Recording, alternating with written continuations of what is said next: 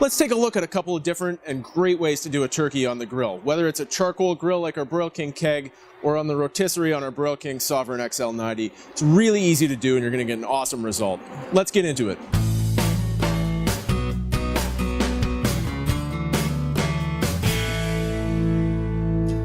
Now you might notice we have two different turkeys here. One I'm going to do on the charcoal grill, one on the gas grill on the rotisserie. So it's two different ways to get to the same result.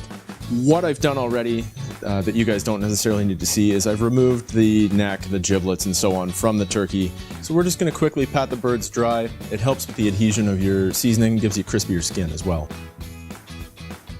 Here's a basic poultry rub. You can expand on this however you want.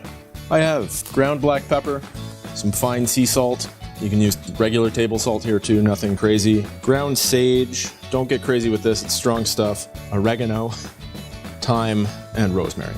Nothing wild here. Just gonna mix these all together to get a nice ratio. And remember, I'm doing two birds, so this could be more than you would want. Use all this rosemary.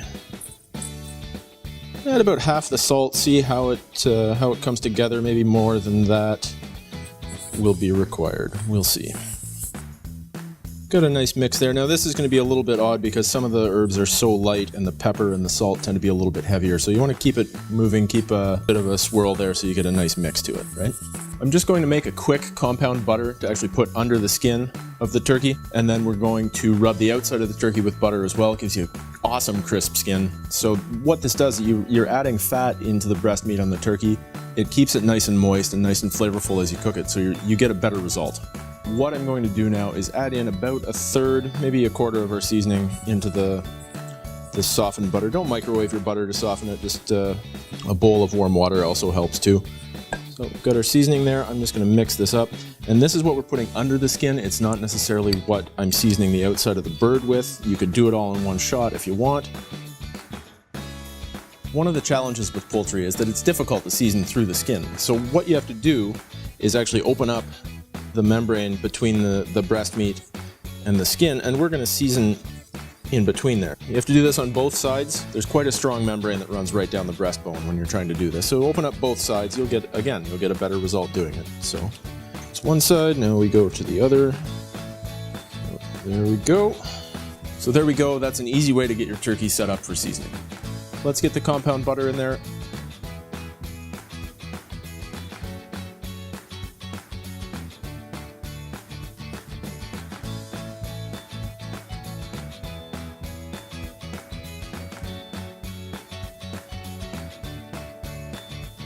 We've got the compound butter under the skin. You can actually see it happening under here. You want a nice distribution. It's not the easiest thing in the world to get a good distribution there, but you can move it around from the outside too, and you can see how that works out. Once you have the butter inside the turkey, then you can butter the outside of it. We'll add the seasoning after that.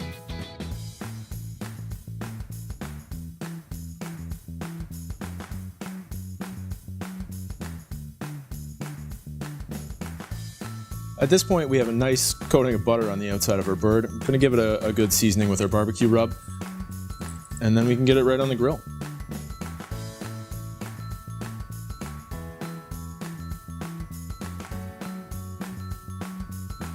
Another way you can infuse flavor into your turkey, aside from the rub that we've used both under the skin and on the skin, is with something like this, a fresh herb bundle. I've made this up with rosemary, thyme, and oregano. And I'm going to, in the charcoal grill, I'm actually going to hang this below the cooking grid. As that heats, you get that essence of these herbs into the turkey, into the smoke as it's happening in the charcoal grill. Great way to do it. You can do that on a gas grill too. You'd want to use wood chips or something for a nice fuel source. So it's worth a shot. Give it a try, guys. Okay, we have our bird ready to go. I have my fresh herb bundle. Let's take it to the grill.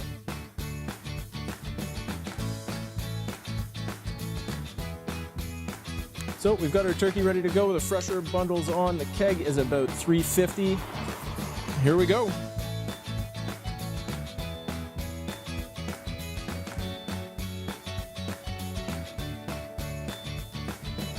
Okay, we have our second turkey ready to go here. This one we're going to put on the rotisserie for the gas grill. So a little bit different setup. The technique, the recipe, the prep is all the same, but it's a little bit different setup than what we did with the one for the keg. So here we go. I'm going to tuck the legs back into the piece of skin here to retain the legs. Then we have to get the wings tied in place. A good measure of butcher's string. You want to unspool your string when your hands are still reasonably clean, so you can actually reuse the string later on. Moving on.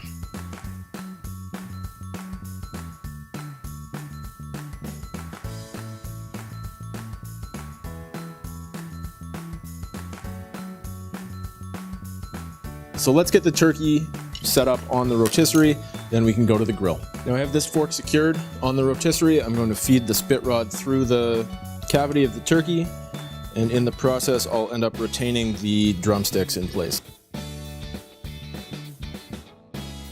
So you can see the forks on the rotisserie are actually retaining the legs in place. That's important because you don't want the leg to pop out and say jam on the inside of the casting of the barbecue. That means the rotisserie will stop rolling smoothly. So I have the second fork. This isn't too glamorous, you just have to pierce the bird with this thing and we're away to the races.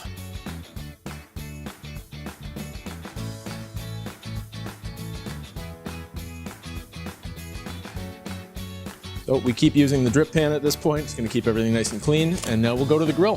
Here we are. Okay, we're outside. We have our turkey on the spit. We're ready to go. The grill is preheated to just above 400 degrees. Once the turkey goes on, that'll drop to about 375 or so, and we can stabilize it there. One thing I've done is set up my drip pan already. That's going to keep my barbecue nice and clean while it's cooking. I will add liquid there, apple juice, water, cranberry, wine, whatever you like to flavor the turkey. And I have our Broil King smoker box with apple wood chips. Those wood chips I soak for about half an hour, and you can see there's just a hint of smoke coming out of there. The other thing that's neat about this, and I'm not going to touch it because it's going to be really hot, but that tab actually slides back and forth, so you get a shutter effect happening. You can control how much smoke you're getting in your food. To get the rotisserie onto the grill, simple as it sounds, pick the bird up and get it right in there. Have our rear rotisserie burner on. We have some smoke happening on our smoker box. Our rotisserie's on, it's rolling nicely. We can make sure our temperature is normalized, check on it a couple of times, and we'll come back.